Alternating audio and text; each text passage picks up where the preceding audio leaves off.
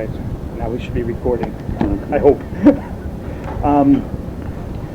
So, what? Actually, I'm with Frank. It's March 16th, 2002, in Tarrytown. Why don't I just start by asking a little bit about you, like. You guys know what you like yet? Do you want something to eat or anything? Yeah, I was thinking of something to eat. You give me a minute? Sure. Okay.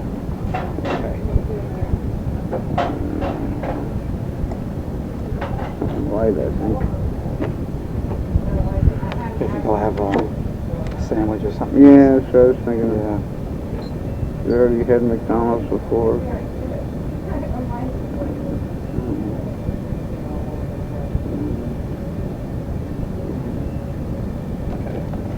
Yeah, roast beef sandwich. That was good. Yeah. That's good. So, why don't we start? I'll just ask a little bit about you, and then I'll go into that. Are you from up here? Are you from the city? Originally? Yeah. No, I'm from Dutchess County. Dutchess County. Okay. Yeah, Rhinebeck and Pine Plains and Red Hook, right around that area. I know that area very well. My grandmother and aunt live up there. We have 7.5 acres up there, property. Okay. So that's where you grew up there? Yeah. Okay. All right. And so why don't we'll just talk about? Do you remember when you met Sylvia? I met Sylvia in this town. Here. Yeah. Okay. Yeah, but it was on North Tarrytown, not on this side. Okay. All right. Was Sylvia already living here? Yeah, with her lover. Yeah. Okay. All right. And do you remember what year that was? No, that was a long time ago. No, I'm not good on dates. I think it was like in the 1970s. Oh yeah, it was in the 70s. It was, well, let's see. Yeah, let's say, be on the safe side, maybe 78, 79. Okay. Somewhere in that area, because I graduated out of school in Dobbs Ferry in 77. Oh, okay. What were you studying? Huh? What were you studying? No, just high school, you know. Oh, okay. So you went to high school in Dobbs Ferry? Yeah. Oh, okay. Yeah. All right. And I was living at the Andrews home. It's a home for kids. Oh, okay. It was my parents died, and I bounced around. And Was that the same place that Sylvia had been in as a kid? no. Because she was living up here for a while when she was a kid. When she was a kid. Yeah. Are you serious? Yeah. I don't remember. Well, you got one up on me. I Oh, you don't didn't remember. remember? Okay. I have Yeah, no idea. She was up here somewhere. I don't even know if she I knew the think name it of it. might have been further up. I'm not sure. Yeah, maybe further upstate. I'm not sure, but I wasn't around this area. Okay. Hey guys, you know what you like yet? Yes. You want to go first? I'll have a grilled cheese sandwich with tomato on it, in it. On white bread? Do you have whole wheat? Yes. Thanks. All right. I'll take a roast beef club sandwich. On white toast? Yeah.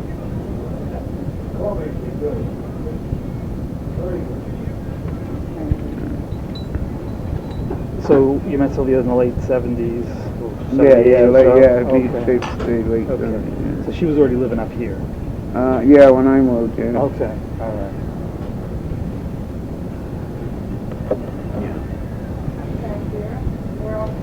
And I left the home, and my brother kind of hooked me up with an apartment, like right across the hall from him. that's how you met? You moved in there? Yeah, we're neighbors. Oh, okay, great. Yeah. And Sylvia was living here with her lover at the time? Yeah. Do you know, does he still live around here? No, I hope not. I didn't like him at all. So you don't even know where he is? No, I know he's still alive. And Joey would have said the same thing. Yeah, I knew that. No, he was dead. No, I didn't like the way he treated her at all. So you knew him too? Yeah. I mean, I try to like everybody, but I'll give you an example. It's like Sylvia would tell him that her friends from the city, BB and Coco and all them, are coming up to see him. Well, you know the rules. You speak to him out in the hallway. And when I first met her, he broke her spirit really bad. You know. Yeah. She was like, every time we seen her on the street, she like moved very quickly and pray to God that nobody saw her. Like, and he made her feel so ashamed of herself or something. Yeah. And that nobody should have to live like that. Yeah. Well, eventually she could leave, so. No, well. So I'll tell you a story if you want to hear it. Sure. And how it came about was they used to have big fights in their apartment, and you know they didn't neglect any other rooms. You can hear them sound like thunder, you know. So me and my brother, we smoked weed back then, and so he's like, maybe we'll give him a buzz and then calm down, you know. So I said, we won't, I'll battle it out, you know. So anyway. Eventually, when he wasn't around, we used to talk in the hallway. You know, that's the way he wanted it all the time. So, and little by little, it kind of inched into each other's apartment. You know, just because we knew basically what time he was going to be home, so we were out of there and separated. So, and then I invited him in one time, and we were partying and stuff like that, and and he was highly jealous all the time. You know, anybody spoke to her, you know. So he decided that he was gonna start fighting in my house. He picked up a chair at her, you know, and I grabbed the chair and I grabbed him. I said, "Look, this is my place. And you want to do that? You go next door." And, you know. So they did. Come on, let's go next. And they calmed down. She came, and we had two other friends. I had my roommate and this other guy that used to come hang around. You know, once in a while, just hang out with us. And then she came back to apologize for what he, you know, the fight and stuff like that he started. So I told her. And the other two, my roommate and the other two were over at her place. Mm-hmm. So I told her, I said, look, I don't, you know, by this time I'm like getting tired of this, just seeing her being treated like this, you know. I said, I don't think we should be friends anymore, you know. Mm-hmm. So she said, she didn't take it too well, you know. So apparently, she went to her place, and 2 seconds later, my roommate and the other guy, my friend of ours, came flying in the room. Looked like they saw a ghost or something. I said, what's wrong? And they looked at me and said, what did you say to her? I said, what are you talking about? What did you say to her? He said, I just told her I thought that we shouldn't be friends anymore. I said, why? He said, because when she came back in there was a bottle of vodka there. And she grabbed that bottle of vodka, and she started guzzling it like it was water, slammed it down on the table, and looked at him and told him, in 5 minutes your ass is crashed. You know? And sure enough, she chased him out with a butcher knife out of the house. With a butcher knife? Big butcher knife, and threw an antique dresser down the stairs at him, and she just went off. You know? So of course the cops are on their way and stuff, so I'm like trying to talk to her, and she's like, no, I'm gonna kill him. I said, look, I understand you're upset and everything, but don't be stupid. You know, I said, the police see you with the knife, you're just going away, you know. Mm-hmm. It's not worth it. He's not worth it, believe me, he's not. Just give him a knife and you can do whatever you want. I don't care, you know. So I gave him the knife and I got rid of it. The next day, like, we saw each other later, towards the afternoon, and kind of like looked at each other cautiously, you know, and we just started talking, we started walking, we ended up at Muckerfeller's estate. Oh, that big estate, it's like a park. Yeah, I used to call it Neverland because it's like woods and fields, there's no sign of life or houses or anything. And we said, wow, if you want to do away with a body, it's a place to come. You know, nobody'd ever find it. And next thing you know, we just started getting into it, and in this tall grass, and she stopped me, and I said, "What?" And we looked up, and there was a guy on a horse just looking down at us. He didn't say nothing, he just smiled and rode away. Then we relocated her, But that's where the relationship basically started. Okay. Alright. But that was long after you met Sylvia, though. Yeah, yeah. Like, probably by then it was the 1980s. Yeah. And so then, and then it was like, well, I knew her as Ray, right? Okay. Alright, she was Ray when I knew her. So that's why I try to explain to the others down there. It's like, when I say, forgive me if I say he instead of she. No, that's fine. I said, because when she even said that too.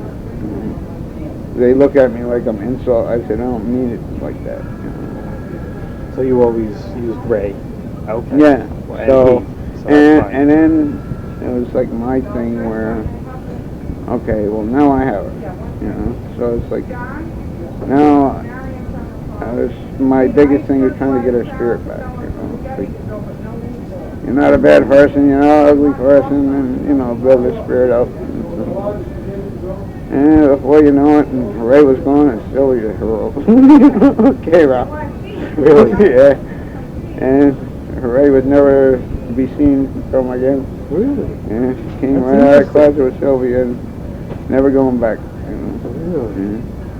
And so was it like a change in dress and behavior? No, well, yeah, it's like little by little, a little makeup here. Started to get a little obvious. Wow, that's interesting. Yeah. But it was like, I found it slightly a little embarrassing sometimes. But at the same time, it's like, well, I can't say anything because I created a monster. So I said I couldn't see her going back in the closet. But And the guy that Sylvia was living with at the time, did he move out or? oh yeah, and he took off that day. And she chased him out with a butcher knife and never seen him since. Really? Yeah. That's interesting. Yeah. That's funny. I had listened to some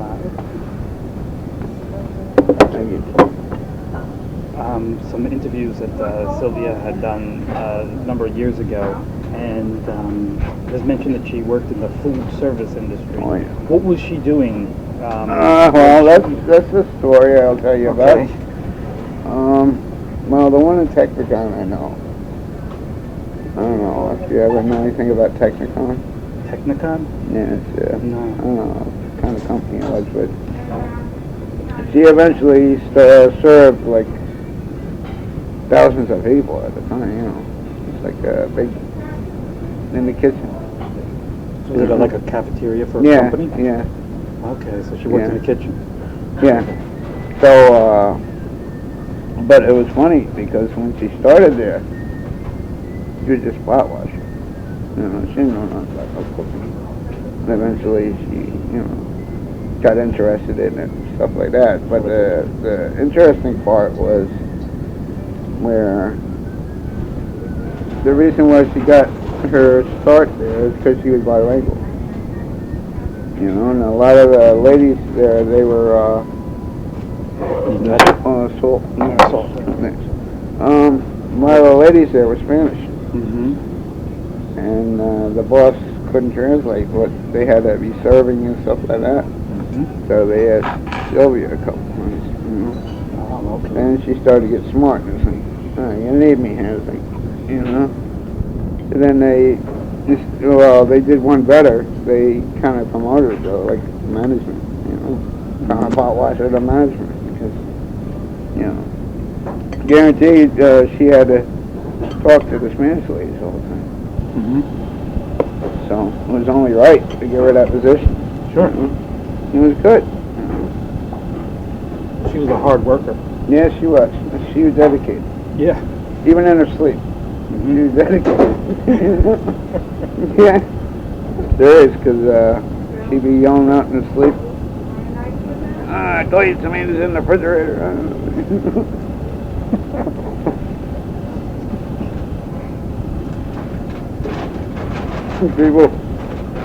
People out of the house look at me, when she's like an outburst, Mm-hmm. Sure, I better than when she's at work now. So she worked there for a long time, I guess. Yeah. Okay. And then she started getting into garnishing, which she's very good at. Her and her little mouses, she loves the mouse. What was she doing? Garnishing. It's like where you take I always mention the mouse. You always mention the mouse because they're a famous thing. We take like limes and lemons and Oh, you cut them up into you make little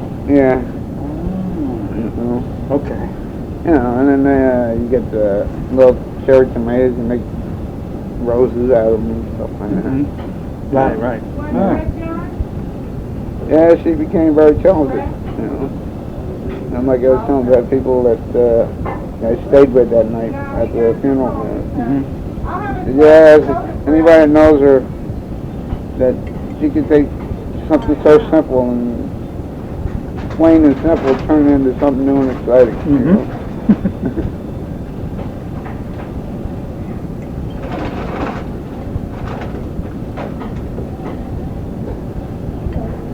So were you working together at the time too, or you had a different job? No, Hi, dear. How are you? I helped her for 2 days one time.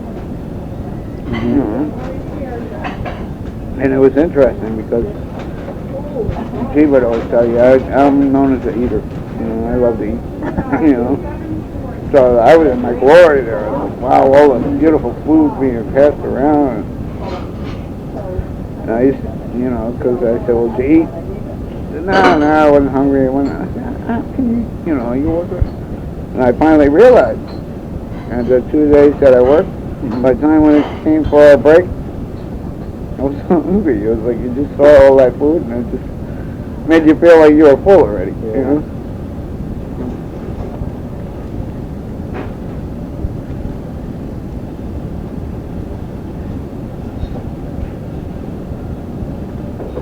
But she had a couple of friends that she worked with. Yeah, we used to hang out and drink and had a good time. We even went to Maine together with them. I went to Vacation? Huh?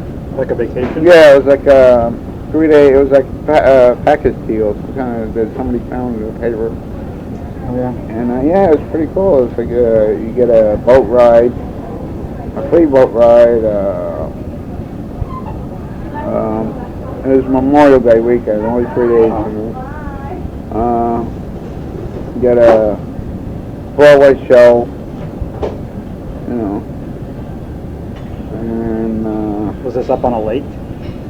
no, no. On the boat ride, they take you around to different islands and stuff. There's the Seal Island where nobody is allowed to live. Oh, okay. Because So it was on the coast. Seal Mhm. Islands or something. Yeah, it was interesting, and it was funny because all right, the Broadway show was it was actually old movie theater. All right, but they took every other row out and put like little cocktail tables in between, Oh, okay, so you could have drinks. And Yeah, so they gave you one free drink and a sandwich or something like that. Like a Reuben sandwich is the biggest thing they had there. Fine. I mean, you got more drinks, but you got to pay for them.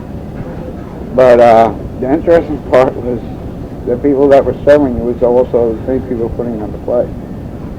Because it's funny, they're like, oh, sorry, it's my turn, I gotta get up there. It was so cool.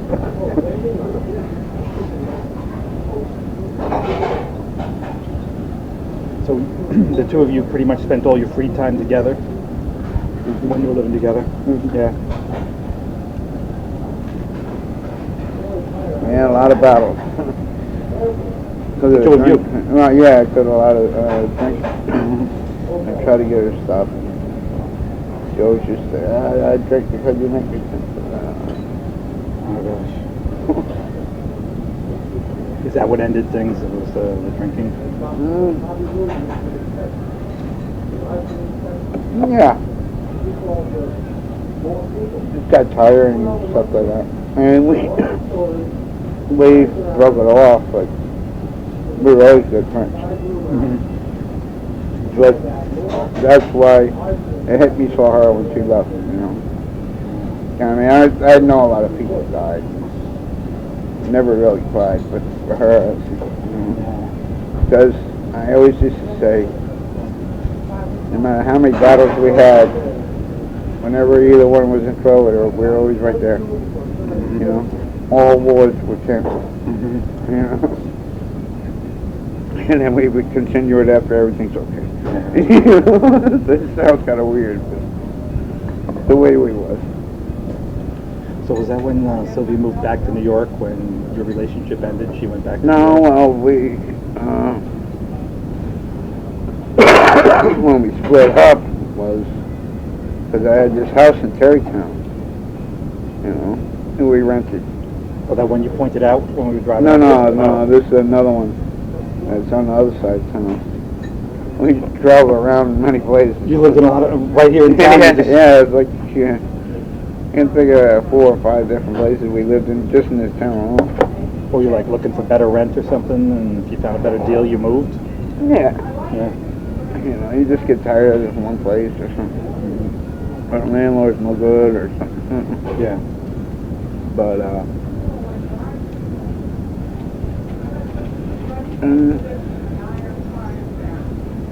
just forgot what I was saying. I'm sorry. Oh, that's right. I was asking if when you ended the relationship, if she went back to New York. You said no, that she was still here. Yeah. Oh, what happened was,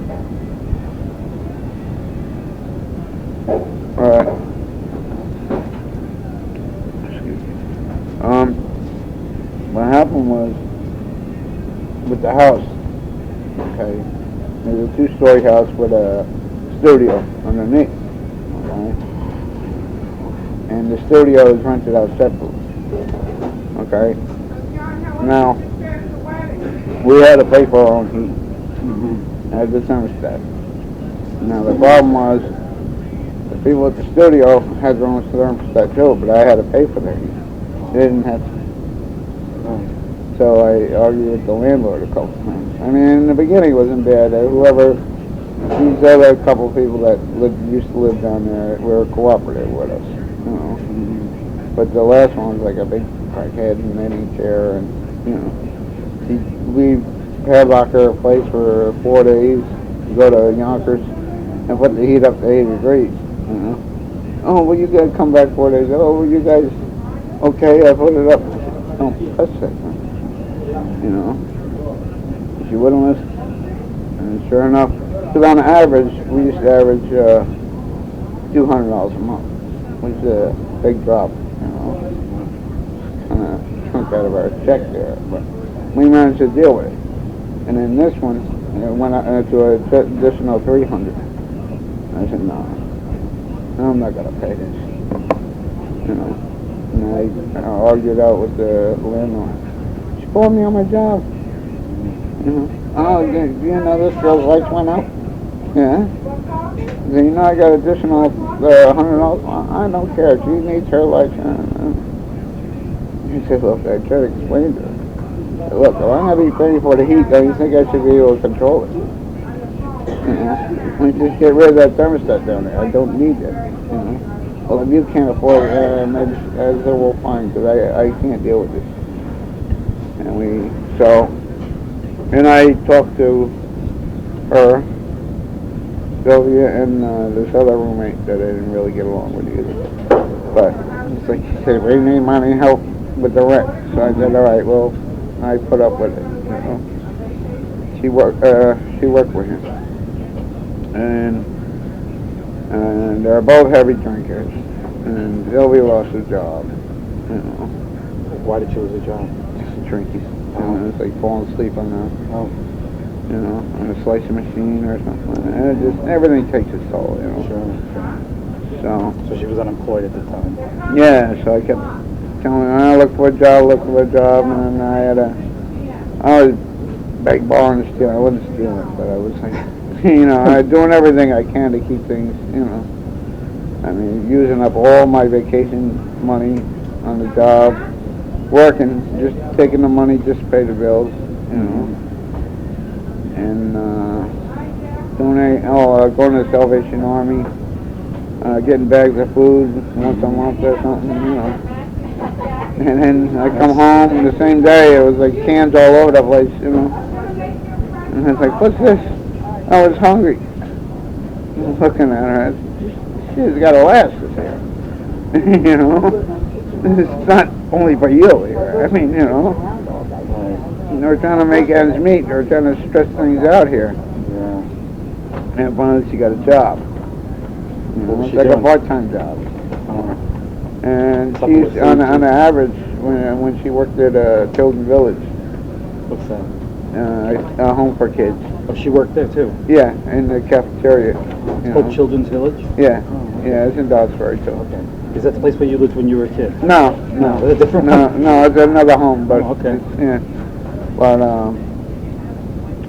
so she was making like pretty good money there.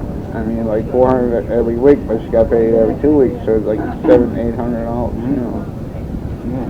So she's used to, you know, decent money like that. Yeah. So, and then when she got the part-time job, it was like she got her first check of $175.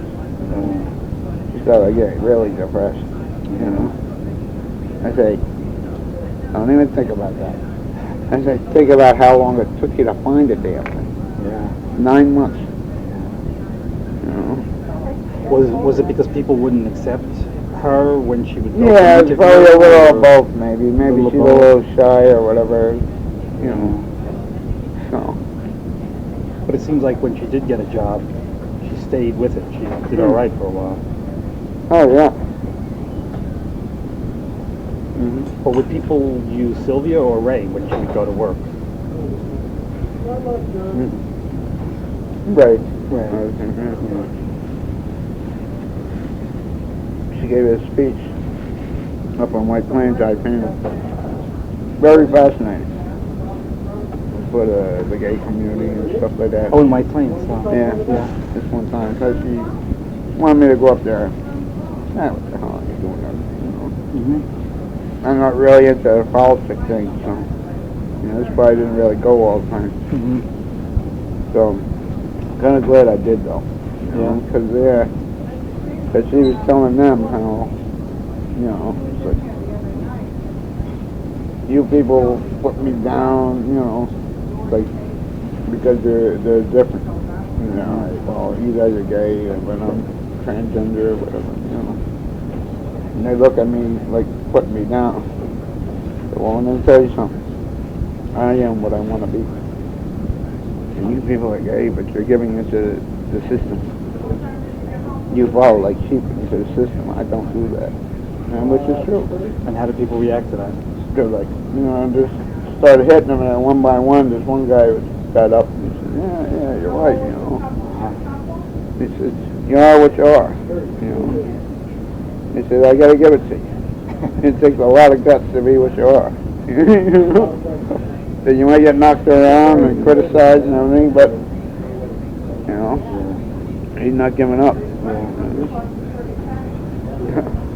I know Sylvia had a sister. Do you know if she was ever in contact with her sister when you knew her? No, I tried to get her to do that. She blew it off the whole time. Yes, she did. Okay. Oh, she don't want to see me. I don't want to. But she knew where she was. She could have gotten. No, I don't think she did. She did. She did. Okay. And she might have a general. I don't know. I mean, you're talking about a lot of years later. I know. That's why I asked. Yeah. I didn't know if she did. So tell me about when you met Marsha. That was out of March. At a march, okay. Gay march, in New York, in the city. Okay. I marched with him, and it was interesting. You know, just like she is in her pictures. She's like somebody totally different. You know, it's like you don't know how to take them. Yeah. But she was just, I could see why her and Sylvia are very good friends. They both have the same exact attitude. Really? You know. like, here I am, take me or leave me, you know. Yeah. You know, because I remember that one banner. I think it was one of the first marches I went to. You know, with her. Went to a couple of them, not too many. But It was just Marcia was just at that one time you went. yeah, she just happened to be there at that one time. I think it was like maybe a year before she died or something. Okay, so it was like 1990, 1991. Yeah, there we go to date that. Yeah, that's okay. No, That's okay. So anyway, But was so Marcia never came up here? no, she never. Okay. No. All right. Coco and Baby did, but Coco and BB? yeah. Okay. They put a, matter of fact, in the music hall right over here, they put a show on. Oh, okay. Put a drag show on. Uh-huh. Oh yeah, they made a big hit on that. Yeah. So during the period of time when you were living here with Sylvia, there wasn't a lot of contact with Marcia, or was it just like the phone? Or? No, not really. No, it was not at all. No, the only time they really saw each other, I would say, is at the march. At the march, okay. Did Sylvia's talk much about Marcia? Oh yeah. She did. Yeah, Marcia P. Johnson, Pay It No Mind Johnson. Okay. Because they had met when Sylvia was, I don't know, 12 or 13 years old. But I didn't know if once Sylvia came up here. She always mentioned Baby, put her in her first dress and all that. Oh, okay. Was BB at the funeral in New York? Okay. So I'll have to try and get in touch with BB. Yeah, she was up in the front with the black, like Coco. No, I think I know who Coco is. Coco's the black girl that sang that song. Yeah. Beautiful. I cried like a baby. Because she would have loved that. Oh, she would have loved that. Oh, yeah. What kind of music did Sylvia listen to? Yes, I just made a fresh start. 50s. 50s music. Can I get you guys anything else? No, I'm good. Make it plain and simple. WCBS FM. Oh, really? Oh, yeah. Okay. And mandatory. Oh, yeah. Well, that was her style of music. Yeah, 50s. And it was funny you mentioned that, because I was telling them down there. I said, well, I can tell you all the different kinds of music that gives her different emotions. You know? Yeah. It's like, you want to hear her cry, you would play Imagine from John Lennon. She cried like crazy. Really? Yeah, she sang right along with it. You want to bring her spirits up, and then you got Power to the People. So she was a John Lennon fan then? Oh, yeah. Oh. But she was, because he was same exact way he was, peace. Those things like all we are saying, give peace a chance. And, but there was this one that brought her to life. She was on her deathbed. She would, I don't care what anybody said, if she had an ounce of life left to her, she'd jump right out of her bed and start dancing. And that was, because he came here one time, Johnny Maestro. Yeah. In the Brooklyn Bridge. He played here. We got tickets and we watched. I really didn't know what kind of songs he played. Excuse me. And I knew it was 50s, and so we were bound to have a good time.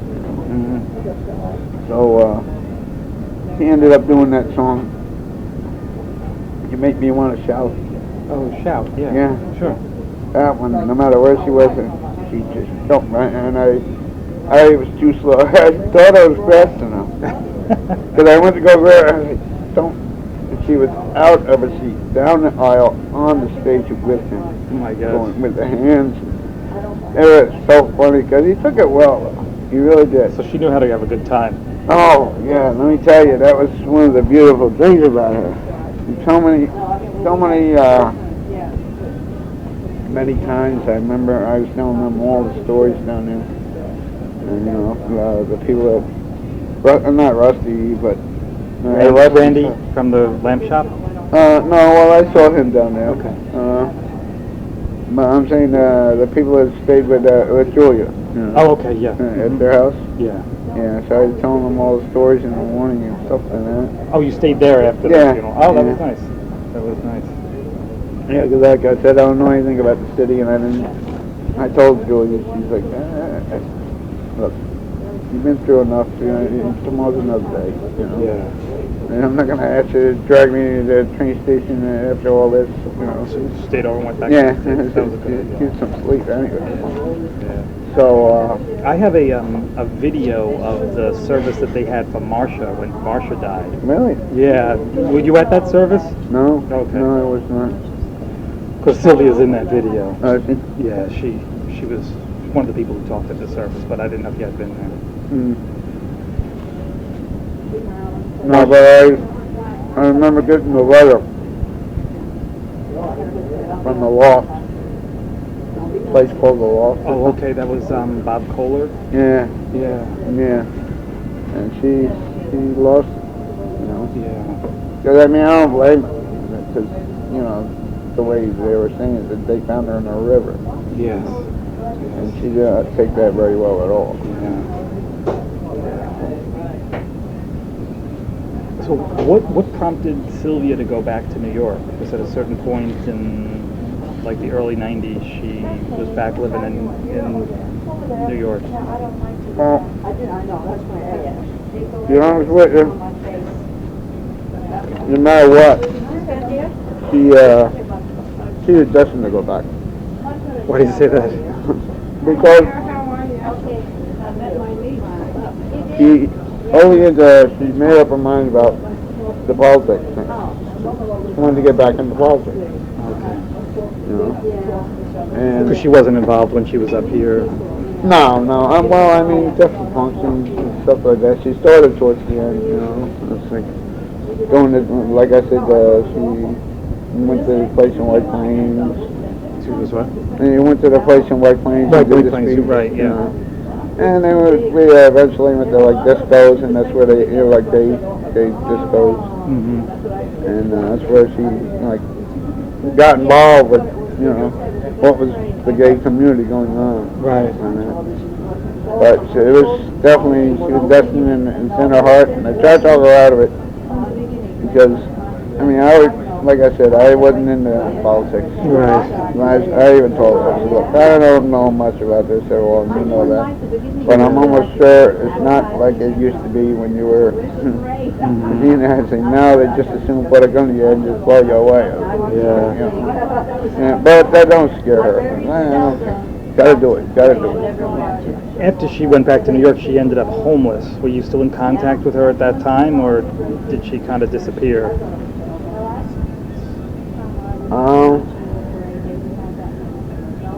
Yeah, oh yeah. You were still in contact? Oh yeah, as a matter of fact, I spent a couple of weekends there, down the pier with her. Oh, you did? Sometime. Oh yeah. Oh. Yeah. She invited me down to her little hut and everything, you know. Was she living there long? I don't know. Well, I kept telling her, I said, yeah, it's cool this summer. What are you going to do in the winter? You know. Yeah. It's like, you're right on the water, kid. I said, you're not going to survive very well, you know. Yeah. Don't worry about it. You know. So what did she eventually do? Did she, when the winter came, she left? Yeah, well, see, by that, you know, that you start finding places to go, you know, get offers, or if somebody got an apartment, or, Right. I mean, come on, you got enough time to do this, Right. you know. Not like waiting till the first snowfall or something, you know. Right. So, But she never came back up here to live again? no, she wanted to. She did? Yeah, she did. She wanted to find a place up here. I mean, because it was like a little hideaway, you know. Yeah, it's a quiet little town. You know, and she's like, oh, she went up to the country. That's what you always call this country. Yeah, one time she said it was upstate. Yeah. Yeah. Mm-hmm. But I'll tell you a couple stories here. The ones that I was telling you, and I told them, kind of give you a kind of person that she is. Like a spontaneous thing or something, you know? No, well, we went to this park, Undermeyer Park, Where is it? in Yonkers, Oh. you know? And I used to hang out there as a kid. Was it down by the river or park down? No, it's right off of Broadway there. Oh. What's the name of it? Untermeyer Park. Untermeyer? No, I don't know. Okay, anyway. So, and we used to get drugs there all the time, you know. Especially in the summertime, people lived there, you know, and sleep there.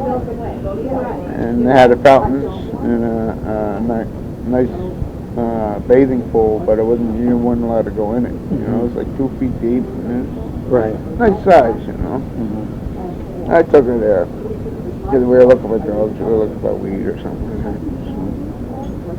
And it was really hot that day. Next thing I know, boom, right in that water. And I turned around, the rest of the park just followed. It was right, oh, it's so fun. And it's like, Dressed and everything? no, yeah.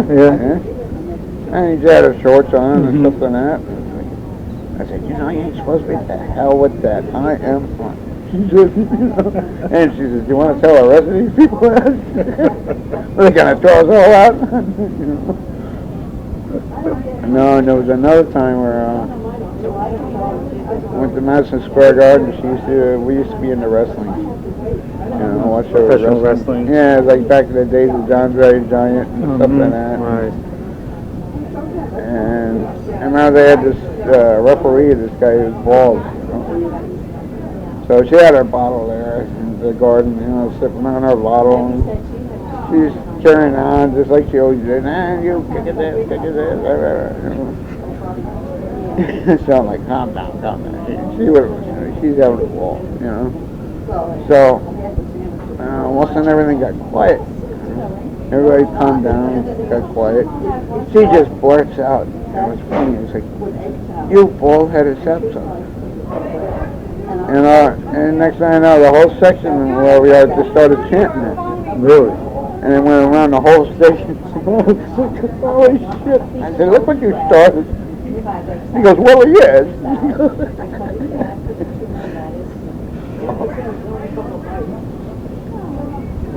That's a surprise. I mean, that she was into professional wrestling. Wow. She got out of it very quickly. Lost interest? Yeah. That's funny. Yeah.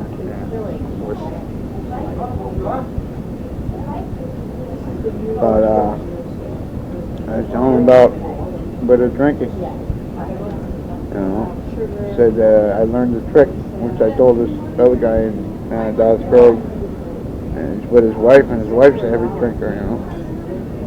And, you know, where they get to that point where you become their enemy. They'll sit there and have a conversation with you. No, but that certain drink that they had, all of a sudden something clicks, and it's like, you're not my friend anymore, you know. It's like they turn on you. So I was telling the guy there, I said, look, there's all in the time. I had a friend of mine talking about Sylvia. It's like the fifth drink. That's where they turn, you know. Yeah. It's like, you know, you gotta get them out before the fifth drink.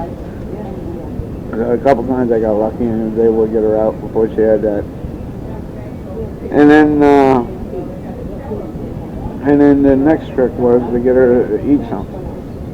You know? Oh, she didn't eat when she drank? No, she didn't really eat. You know. So, Can I get you guys anything else? no, good, thank you. Thank you. But, so, But when did she decide to stop drinking? Because the last 3 or 4 years she had stopped. you know, when you asked me that, because I kept asking her and Julia. And I kept saying, Julia, how in the hell you do it? You know how many battles I had with this one? Trying to get her to stop drinking? And just close another bottle, you know? Yeah. I didn't know what to do.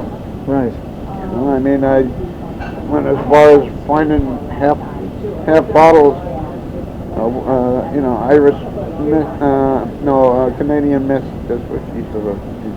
Canadian Mist. Yeah, it's a rye or something. I don't know. But, I'd find a bottle and I'd pour it down the sink, you know. Just hope that. And 9 times out of 10, she knew it, and she was so drunk she forgot she even had it. So I got away with it, you know. But or I'd just give it to someone. You want it? Take it, because I don't want to drink it. But and neither one would tell me. Oh, really? They just like fake quiet. Well, I don't know. 2 people at the house that I stayed at that night. The next morning, we talked about it. I was so fascinated because I thought it was Julia. I got her stuff. No. This one girl said, because she remembers her going through the changes, and she locked herself in her room, and she wouldn't come out. She got a non-alcoholic beer at Old Duels, and a lot of pot. Smoked a lot of pot, but she wouldn't drink nothing, and she just didn't bother with anybody for like 2 weeks. You know. And the others were like looking at each other, they remember that, and they're like, yeah, I believe Julia went through a lot of hell on that one. But apparently, she stopped because she stopped herself.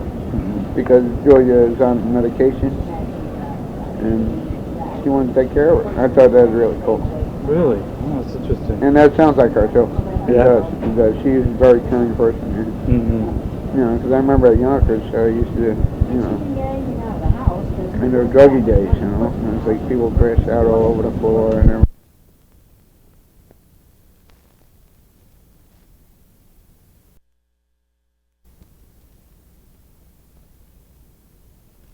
She'd wake up, have a drink. I said, who's this? 9 times out of 10. She's like, somebody I saw out and speak. They're cold and hungry, you know. No place to go. Leave you bringing the strays. I said, well, I used to be one myself. I know what it feels like. Yeah. You know. So she was a caring person. Yes. I said, oh, leave it to you. I said, I thought all you had to say, Sylvia, you were hungry, she'd whip you up something in a heartbeat, you know? Mm-hmm. No problem at all. Did she ever tell you anything about when she and Marsha started Star House? Uh-huh. I don't really remember too much. I remember, yeah, she did mention it. Yeah, I think it was 1970, 71 back then. And that was There should be some kind of articles or something still on it. It's a few things, yeah. A few things out there.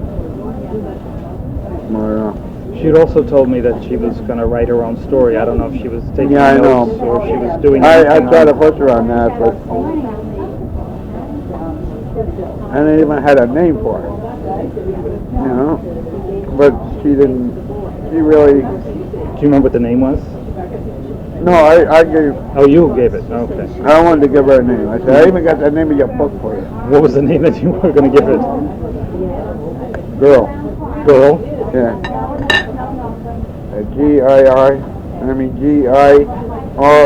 Mm-hmm. You know, the dot, she said, gays in real life. It was spelled out girl. And I thought that was pretty cool. But she did too, but she had so much to do that she just didn't have time for it. Didn't have time for that, yeah. You know? Yeah. She never, that meant that she had to stay still. She wasn't going to do it. Mm-hmm. You know? Yeah. And at the service, I heard them saying that they drove her up here, and I guess she wanted to see you when she knew she was very, very sick. They brought her, someone brought her up to Dobbs Ferry to see you. No. No? Oh, did I misunderstand that? I thought that they had come up here No. shortly before she died. No, she called me. She called you. Okay. She called me before she died. Okay. And she said, that's why I was looking at that Revolution picture that they had at the altar. Mm-hmm. That was her all the way. I mean, but Rusty left that on my bed when she left. After, you know, and And I'm like, you son of a bitch. And I said, you weren't supposed to go yet. You were supposed to come see me first. Because she called me a week before she died. Told me, oh yeah, me and Joe, you're going to be up there and spend some time with you. And I said, you're more than welcome, you know, my door's always open. And it's no problem. And then when I mentioned that down there, after the services, you know, the next day, everybody's looking at each other. I said, what? A week before she died, she could barely walk. She wasn't going nowhere. She didn't want me to know about it, I guess. Yeah. But she That's did the way talk. she was. Yeah. She did talk to you. That. Well, it was funny because, to tell you another story, we lost contact at one time. That bothered me because of my job. My job was making a move. The office was moving, and the work was still staying there. And we didn't really have a phone. They said it did have a little drizzle. So I lost contact with her, and everything that all the numbers that I had, I lost. So you didn't even know her I mean, number? the only one I really had originally was Randy Wicker. Okay. In the store, the Deco lighting place. Right. Yeah. And I couldn't find that anywhere. You know. So I lost everything. I felt really bad. You know. So how did you reestablish contact? So, well, I worried about it for a long time. You know, a couple of years. It hated me. So, Was this like for a couple of years? That you no, okay. not that long. Not that long, okay. No. I'd say maybe a month and a half at the most. But that was too long not to hear from her, you know. So, one day I got the letter, you know. So I was never so glad to see that thing. So then she give me, oh boy, she cursed me out and everything. You know. Said I call your job and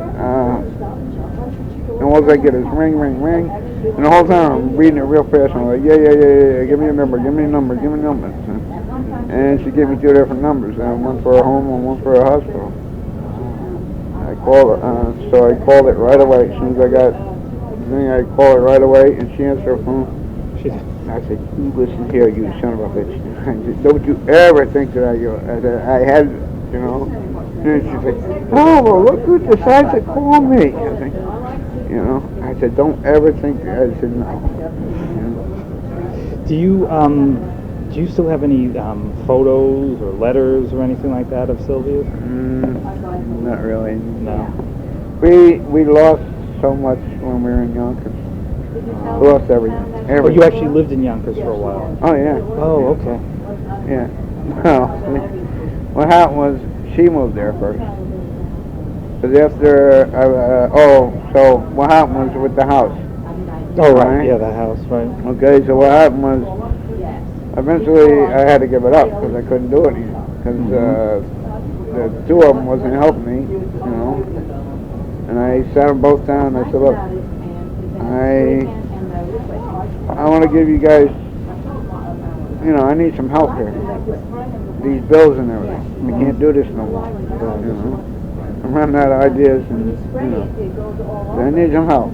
I'm giving you guys 2 weeks to get your shit together. And, because, I mean, you're leaving everything up to me. And if you leave it up to me, I'm going to have to decide, and you're not going to like my decision. I can't do it. You know. And they paid me no mind. They called my bluff, and sure enough, 2 weeks later, I explained to Silly.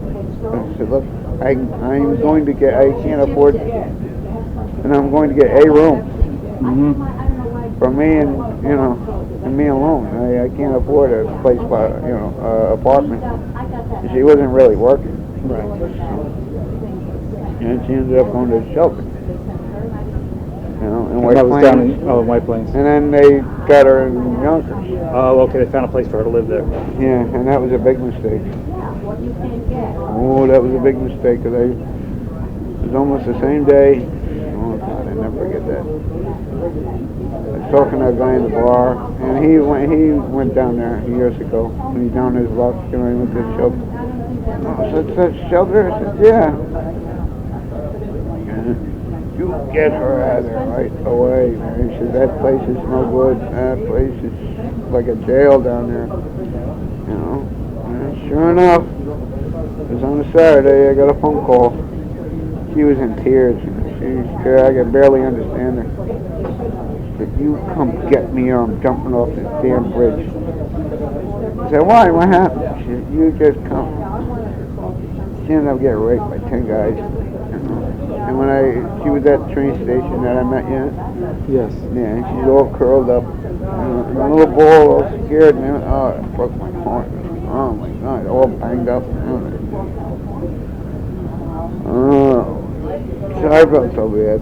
I didn't know what to do, and I tried to explain to her. I said, well, I'm not trying to be a pain in the ass or nothing.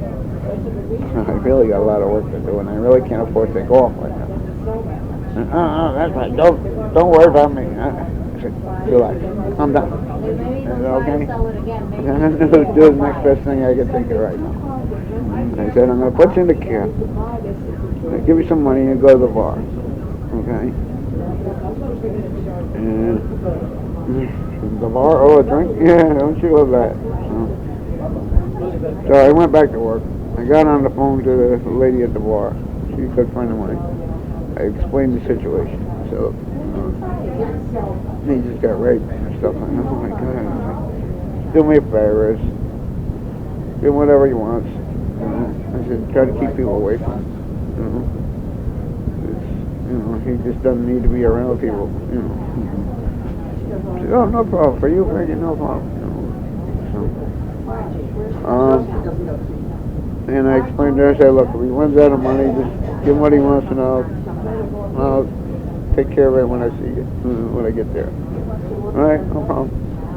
So, and when I got off of you, he was in pretty good spirits. He was calm and, I said, oh, look at you, huh?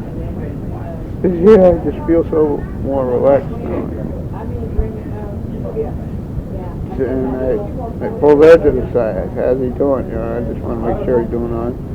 No, he's doing okay. Nobody messed with him enough. Alright.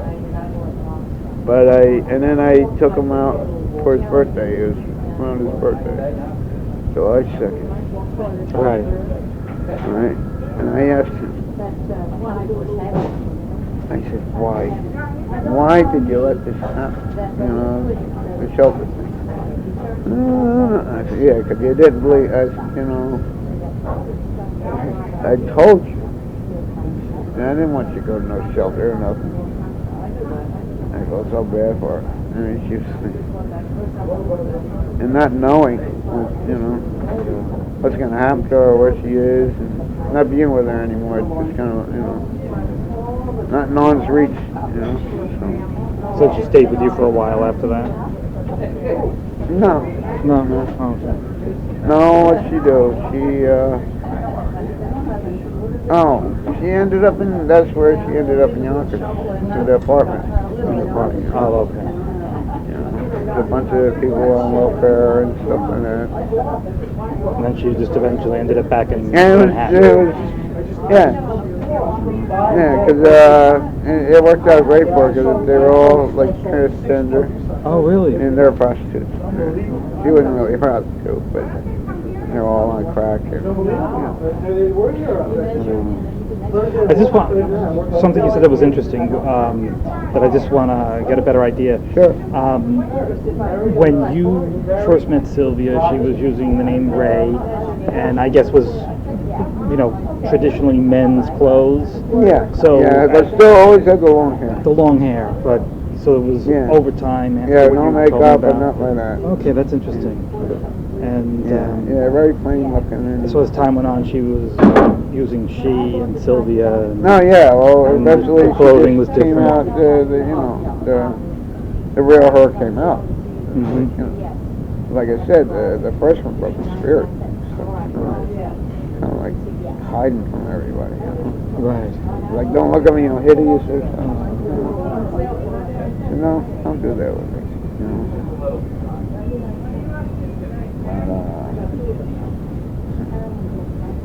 She was somebody fascinating. Yeah.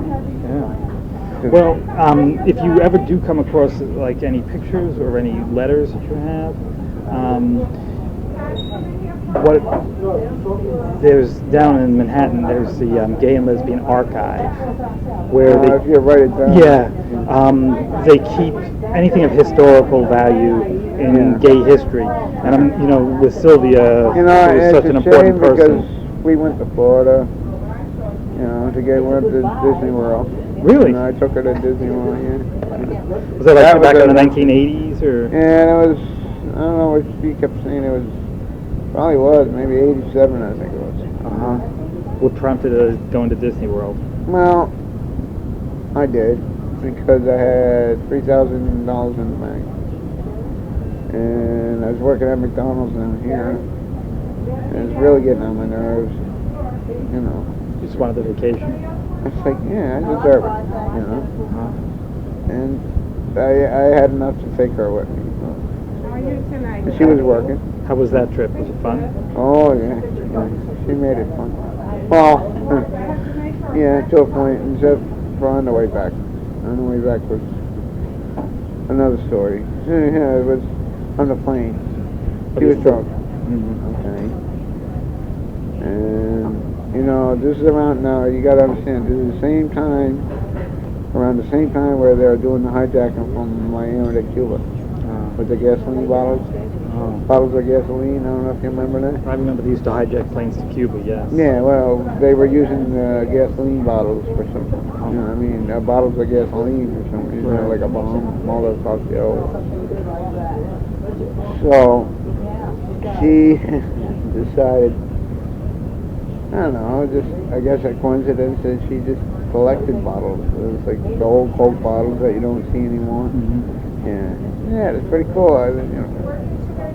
She's got a couple other ones, so when they went through the x-ray thing, in the bag, they see all these bottles in there.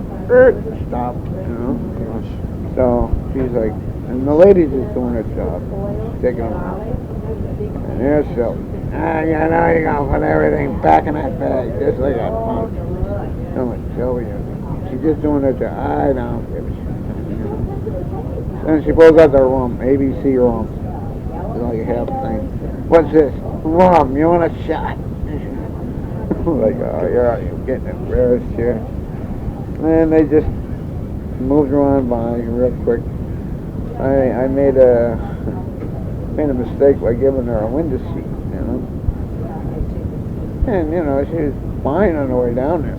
No problem, So, everything was fine, and then all of a sudden she just started freaking out. Wow, what's the matter?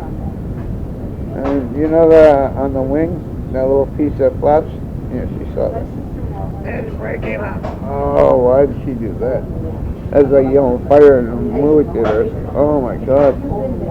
Trying to calm her down was one thing, but the passengers are jumping out of their seat. Oh my God. She's like, look, she's drunk. But at Disney World, you had a good time? Oh, yeah, that was great. It was funny because she said she always had to carry her shoulder bag with her and where she went,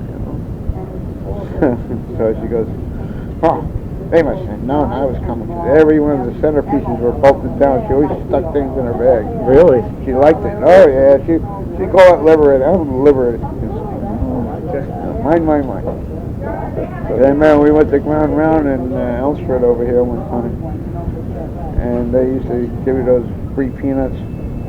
Oh, at the bars? Yeah, the ones with the shells and everything. Yeah. You gotta peel them, throw them on the floor and all that. And she's like, in the whole basket, they fill it up again. She had like 2-3 times. Well, she walked out there with like 3 pounds of peanuts. I think, what are you doing here? What are you, elephant on this? And she walks in and we go to the other bar over here. Yeah, have something. It's like, what's with the peanuts? Did you know that once she was back in New York, how involved she was with organizing and all the kind of activities? She spoke to me, but I didn't really, like I said, So you weren't paying much attention to it? No. But she was, I got. I'll have to look. I'm almost sure I still have. The only picture I might have of her is the one from the calendar. There's a calendar, a gay calendar or something. Oh yeah. Yeah.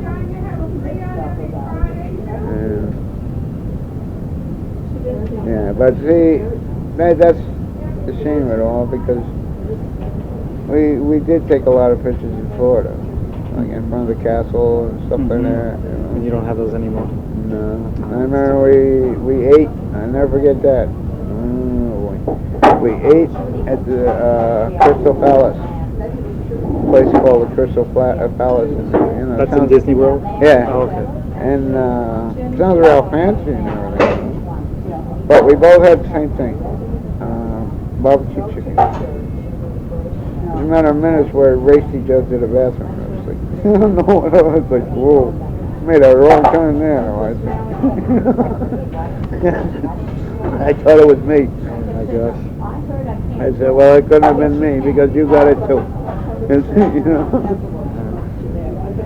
So, no, it was great. It was great. Oh, that was one of the big things that she had to do.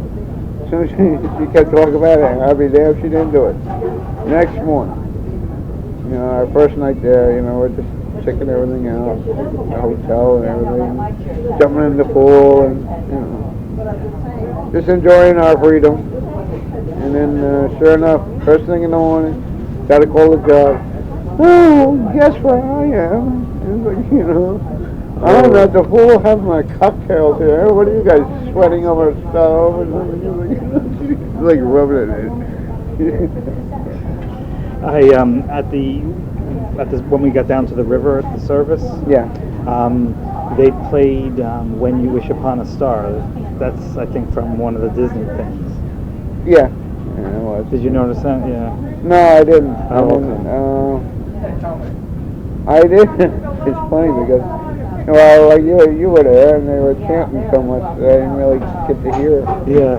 I caught bits and pieces of music there. Yeah. Okay. But one of our favorite things is in Disney World was Small World. Small World. Oh, were you in the boat? Is it? Yeah, right? yeah. Right. Okay. Yeah. Yes. Yeah, that was great. We went on that thing 3 times. Really? Yeah, we just liked it so much.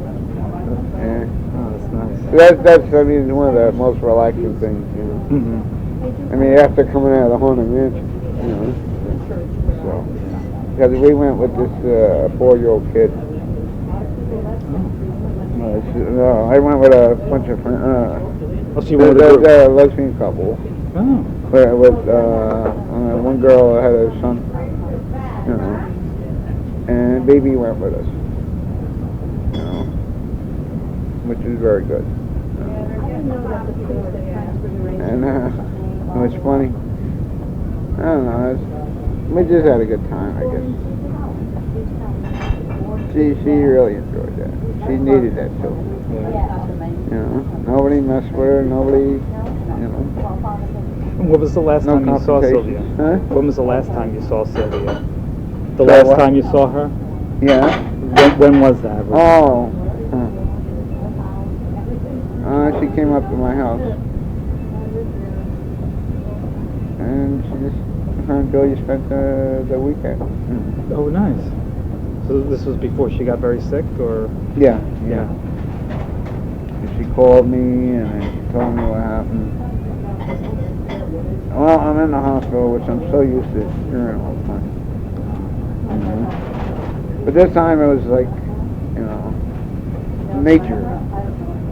You know, I wouldn't, somebody jumped me, somebody beat me or something. You know. You used to get a lot of that. Oh, really? From being out in the street? Yeah, you know.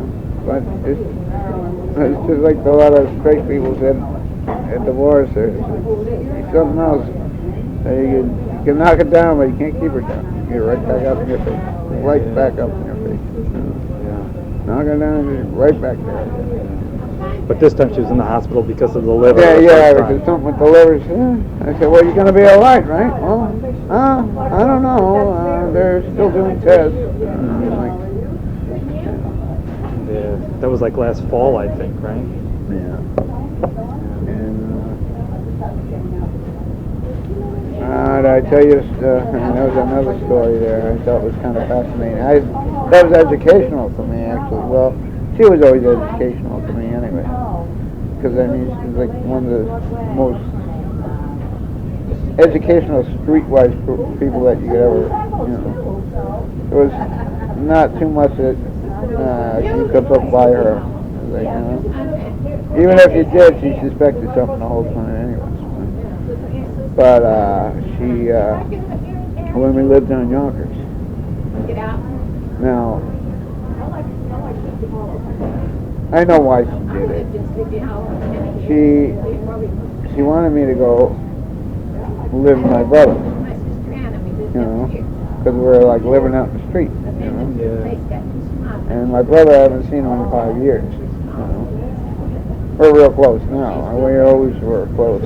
At that time, you were. Yeah. Well, see, I was always the baby of the family. And when I was down and out on drugs, it's like, you know, I don't want to put that on people's heads. Like, oh, who's going to take care of the baby? Oh, it's your fault. Hey, if I fall, let me pick myself up, you know. So, anyway, she kept telling me, oh, go live with your brother. I said, what's going to happen to you? I said, I ain't going nowhere until I know something, you know. I'm going to leave you out in the street and see you, you know. Mm-hmm. I can't do that, Right. you know. So, she did one better. So I come home one day, and our friend John Riley, I don't know if you ever met him. No. But he's another one that's on the street. You know, always lived on the street. Loved it. I mean, when you see a waterfall, you know, it's like any kind of waterfall from the rocks. To me, it's a waterfall from the rocks. Then it's a shower. Yeah, so, you know, shower.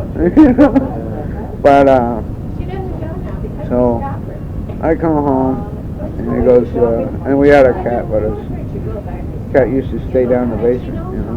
We used to give these people that had the key, like $20, so, you know, when it rained, so we could stay out in the street, she wouldn't have to get wet, you know. So, I come home, and he goes, oh, well, we got bad news. I got bad news in bed. I said, yeah, all right, well, help me with it. I said, well, we can't find the cat. Cat's not in the basement. I said, I left the cat in the basement this morning. Well, it's not there. All right, what's the other one? And, well, Sylvie's all passed out and go on the bench, and we can't move her, you know. So he thought I was going to go over and see her. Come decide, and said, well, let's go. He said, where are you going? I said, I'm going to the basement. What about her? She made her own bed. I said, you know, I mean, come on. My cat depends on me, you know. I mean, what the hell? You said she don't want to move, let her sleep there. I don't care right now. I'm worried about my cat. You know? So, we're getting halfway over there, and I started thinking, I said, well, who told you? I said, how do you know the cat's not here? Sylvia's home. Started laughing. So I bet you the cat's there. And sure enough, the cat heard my voice and started, how did you know the cat was there? Come on. The cat's not stupid. You don't want to hang out with somebody drunk all the time, you know. You want to hang out with that? You know? So, because she would always want to hide when she was drunk like that. So anyway, I said, all right, we solved that problem. Now let's go check out this one over here. So I'm like, come on, wake up. You know, on the park bench. They give me a hard time. Just like she always did, a routine thing with her. So, but this time was a little bit different. All of a sudden she just got up and started running for the river. You know, just ran. And started carrying on. You know, I mean, it's in the wintertime. It's cold. You know, started like almost trying to climb in the water in the river. What are you doing? Marcia's calling me. Don't you hear her calling me? I think, what? I'm like, man, you're losing. Marcia's calling me. She just kept know, but little by little she's like sinking into the, falling into, and like almost. And the guy John Riley, he was a big biker guy. He trying to pull her out up there, fighting. So I didn't know what to do. I panicked. I didn't know. I said, I can't deal with this. I don't, So police station's like a couple blocks away. I ran over to the police station. I told them. I was like, look, some guy's trying to commit, a friend of mine trying to commit suicide there. And oh, well, that's nice. I didn't think they were coming. And it took them about 10 minutes, 10, 15 minutes, and next thing I know, it looked like half the police force are all coming down the river. And they grabbed her and they took her away. She's like, my friend Marsha, you're here. Have you been drinking? Yeah. Yeah. So, but watch this. So, because I wasn't ready for that. I said, I was talking to John, and they took her to the psychiatric ward up in St. Joseph's in York. And John's like, that's messed up. Wow. All that just hit me. I was just like, you know what? The hell with her. What do you mean? She got a bed and meals and everything else. And then when we went to go see her the next day, it's like, looks at her, she had this big grin on her face.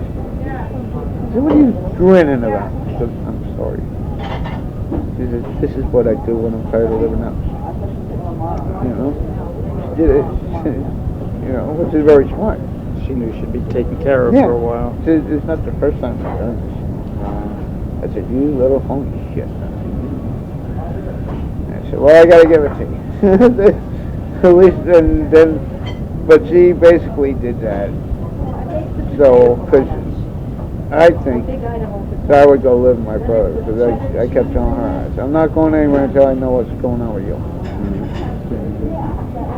So then it was funny, it was like, I used to go see her, bring her a carton of cigarettes, and she's calling me on the job, oh, I need this, I need that. So, yeah, I go. But then you did go to live with your brother? Yeah. Yeah? Yeah. And, I felt kind of safe on that, Yeah. And it was funny, it was like when she's getting out, there was a couple other patients in there that did the same thing, I didn't know that she's aware of it, And she was getting out. Fine, Sylvia, fine. Everybody's calling her Sylvia there. So, you made a big hit in here, did you? Yeah. And then one girl grabs her. Bye, Sylvia. And she looks at her.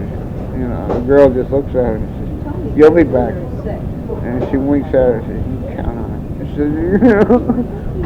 said, you know it. We've been here before, we'll be there again.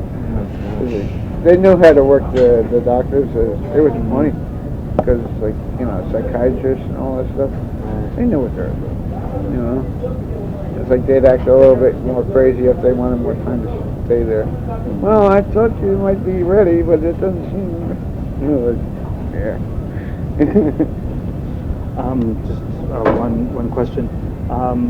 The guy that Sylvia was living with when you first met Sylvia, Yeah. do you remember his name? Yes, Ralph Brown. Ralph. Ralph Brown, yeah.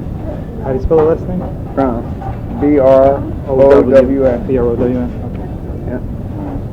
Because on the internet. Better known as Bink. Thank you. For some reason. Binky? Yeah, you probably don't ask me why, but that was his family nickname. I thought it was really stupid. But I said, don't ask me to call you that. I'll call you anything under the sun, but not that.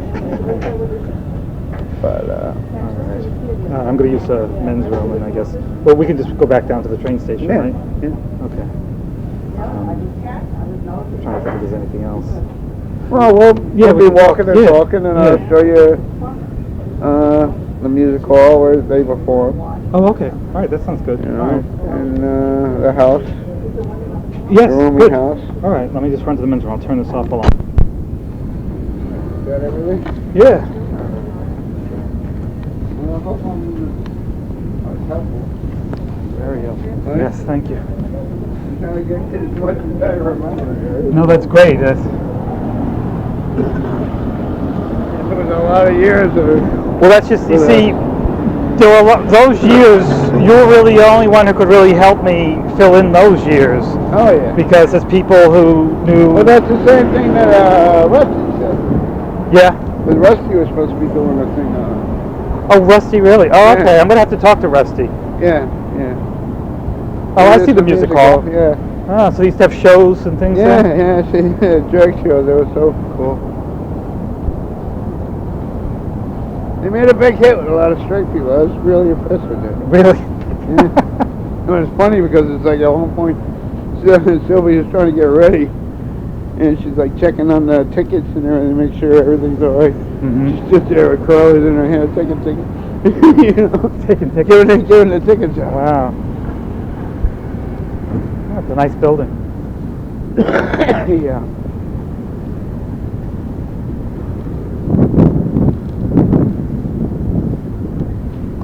So, And this, yeah, go ahead. this laundromat over here, this used to be a bar. That was our famous bar. That's where you hung out? Oh yeah, it used to be called the Huddle. The Huddle. And that's where our first, I would say our first straight drink was, you know, and it was it was a straight bar, but that's where she started, like, coming out of her cell Oh, real? In this and place here? coming home with new drunks and, you know, new friends, have a drink. Yeah. And she'd always, like I told other people, the phone would ring when we lived on the other side of town. And it was always, oh, can Sylvie come out and play? And then that's for you. You know? Those friends that Sylvia met here in the Yeah, town? yeah. Yeah. Well, yeah. Is there much of a gay world here in this town? Yeah, but it's not very public, like. Oh, you know? okay. It's kind of like quiet, Right. you know, personal, or. But they're out there, you know. Right. And she can spot her own kind in them, you know. Uh-huh. She goes, oh, miss that, you know. It's like,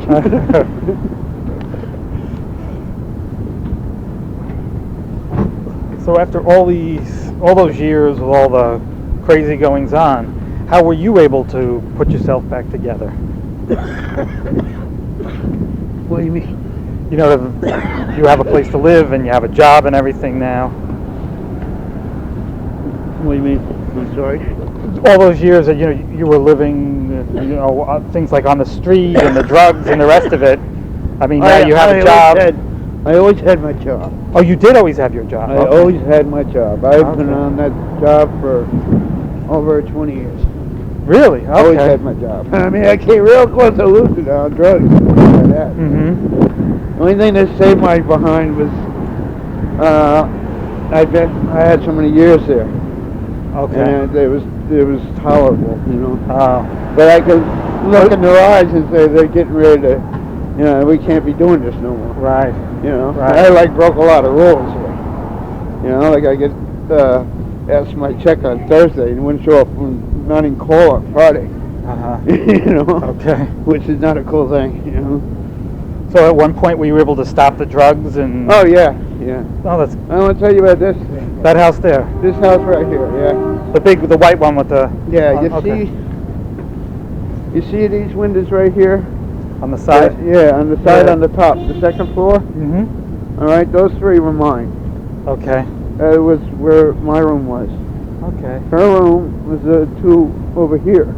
On the second floor. Okay. Right In the down tower hall part. from each other. Okay.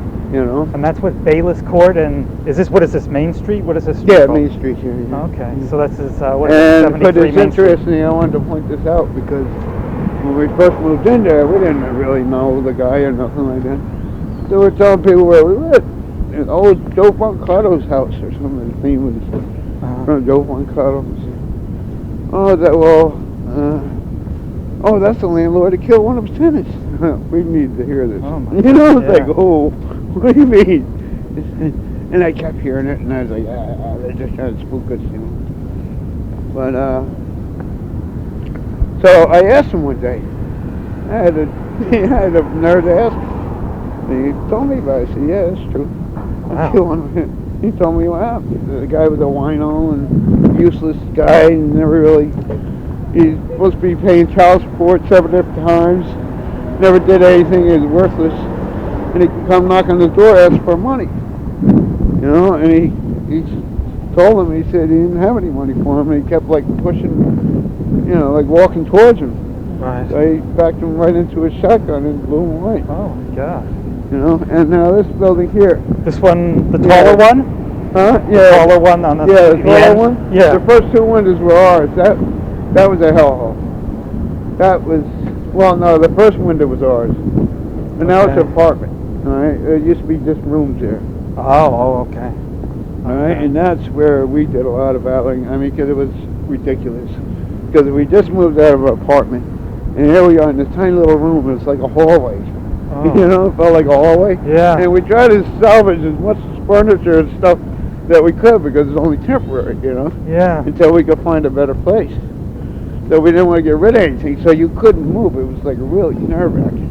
Oh, You know, man. especially in the summertime, it was so hot. You didn't have no AC. And So you lived there for a while? Huh? You lived there for a while? Yeah, a little while, yeah. And then we moved on the top floor. They had Of the same kitchenette up there. It was nice. We got ourselves a pull-out couch. That was there's an adventure story on that one too, because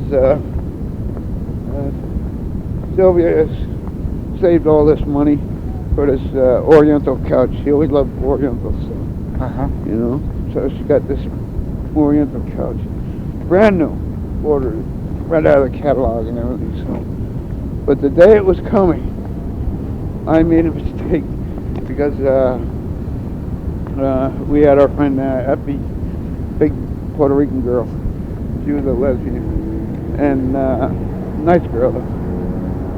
But so I asked them. They were still in their heavy drinking and stuff like that.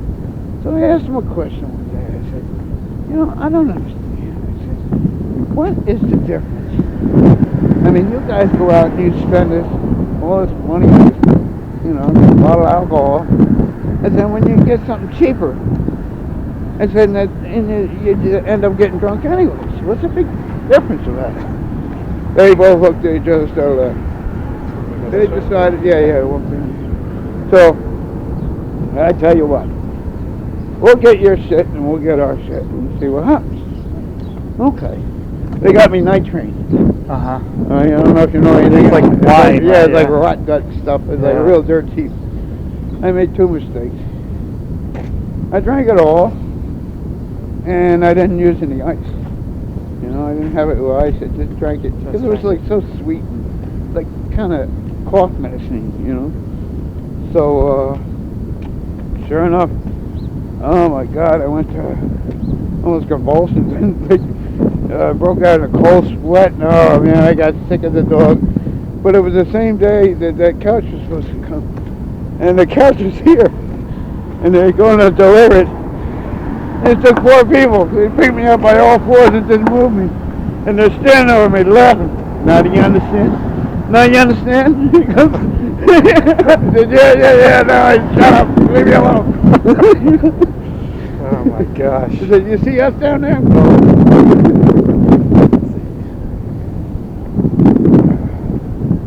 The trains come pretty frequently? Yeah, they run every hour, I believe. Oh, I should be coming 12 after the hour. Okay. How much time we got? 5:25 now. Yeah. Oh yeah, we got plenty of time. It's cold out. No, it's not a bad day. Not a bad day at all. Want to take the elevator? Yeah, is it over here? Yeah. Yeah, I usually get lazy. So you living with your brother in Dobbs Ferry? Is that what you do? No, well, not now. No, I got my own place. You got your own place? But, like I said, when I I was on the drugs and Yonkers and stuff. I haven't seen her for like 5 years. And I was like ducking and weaving them, you know, because I didn't want them to see me like that. Me too. So, but I seen a couple of his friends, you know, people that knew us. Oh, your brother's looking for you. Yeah, he's telling me that he was thinking about hiring a private detective to look for you. Oh, he didn't even know where you were. No, what he was worried about. Yeah. Just tell him I'm fine, they'll be all right. So, and then when I ended up getting scared, literally scared straight from the drugs. Really? Yeah, because there was two buildings that were dealing. One was ours. The dealer was dealing right out of our apartment. That was the deal that we made, you know. And he furnished the whole thing. I mean, it was amazing. Within a week. Down here? Yeah. Within a week, we went from black and white 13-inch television, little coat hangers hanging out of it. There's 27 color inch color TV, the couch, and all kinds of stuff. So, Can you hold on 1 second? Sure. I'm running out of batteries. I got to change them.